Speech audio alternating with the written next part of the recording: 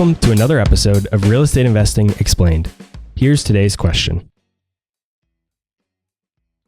You mentioned social media when you were talking about networking in your market and potentially in other markets between Facebook groups, LinkedIn groups, and I know you're pretty active on social media. So how important has your social presence been to your real estate business? Are you really getting a lot of leads from there? And is this an area where real estate investors should be focusing a lot of their time?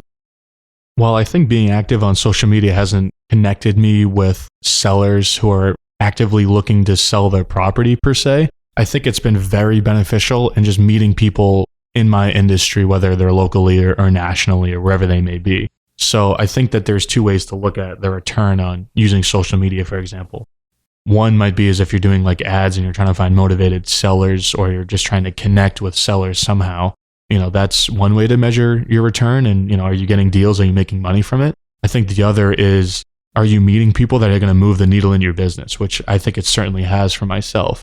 I think if you're a real estate investor and you're actively using Facebook and LinkedIn or Instagram, or you have a YouTube channel, or you have a podcast, you have something like that, I think you're putting yourself so significantly ahead of most other investors, probably 80%, I'd say, that aren't using social media, because you're just meeting that many more people.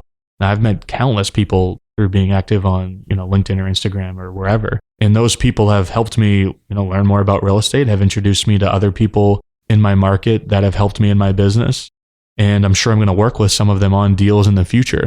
Or if you look at the return as people you're meeting, I think that it's definitely worth putting time into. And if you get deals out of it, that's just a bonus.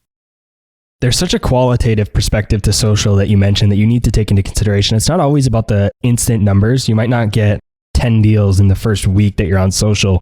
But to your point, you can meet a lot of really great people. You and I, Axel, we connected on social. That's how we met. We've been good friends since. We've been talking real estate ever since then. And it's how we got on this podcast today. So you never know what you can find by just building those relationships that can start on social. And you can also provide value, which shows your competency and helps you build your credibility. So maybe you don't get the deals. Maybe you're not finding sellers or buyers just from social, but when somebody goes to search for you and they see all of the value that you're providing, that you know what you're talking about, it builds your credibility. And now when you go to reach out to somebody about something and they've seen your online presence, that helps you tremendously to get a deal. And that's something that you can't necessarily quantify with numbers, but it's that qualitative perspective that you really need to take into consideration. That's really important in real estate. That's all for this episode of Real Estate Investing Explained. Be sure to follow me on Instagram, Twitter, and Facebook, or subscribe to our YouTube channel to get even more free content.